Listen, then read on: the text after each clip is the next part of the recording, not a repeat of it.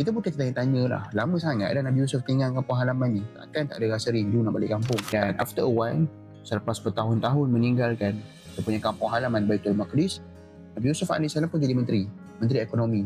Kita pun tanya-tanya lah, lama sangat dah Nabi Yusuf tinggal kampung halaman ni, takkan tak ada rasa rindu nak balik kampung, takkan tak ada rasa rindu nak jumpa dengan ayah, takkan tak ada rasa rindu nak jumpa dengan mak. Adakah Nabi Yusuf AS ni dia kacang lupakan kulit? So the thing is, kita kena faham tu perkara, Nabi Yusuf punya tindakan semuanya dipandu Tuhan. Dan Nabi Yusuf percaya, Nabi Yusuf faham, kalau dia memilih bertindak menurut kepada emosi, dia lah rindu sangat dalam kan rindu kan. So nak balik juga, tak kira apa jadi pun nak balik juga, nak jumpa dengan Nabi Yaakob dan nak jumpa dengan family.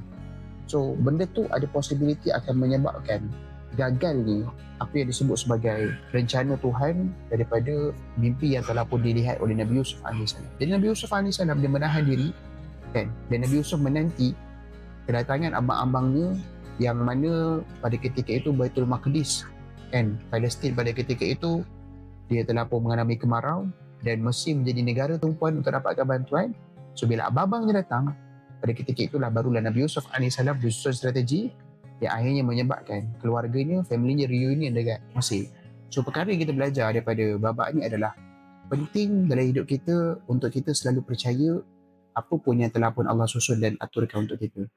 Kita kena belajar untuk percaya bahawasanya bagi setiap kesusahan yang telah pun Allah takdirkan untuk kita, adanya kesenangan.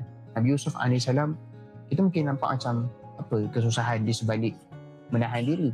Nak menahan rindu tu, itu adalah benda yang, nak menahan diri untuk pulang kampung halaman, itu adalah benda yang berat. Tapi Nabi Yusuf AS percaya, kalau dia menahan dirinya sekarang, Allah akan berikan kepadanya kebaikan dan kesenangan lebih besar, iaitulah reunion dengan keluarga di hujung cerita Nabi Yusuf AS.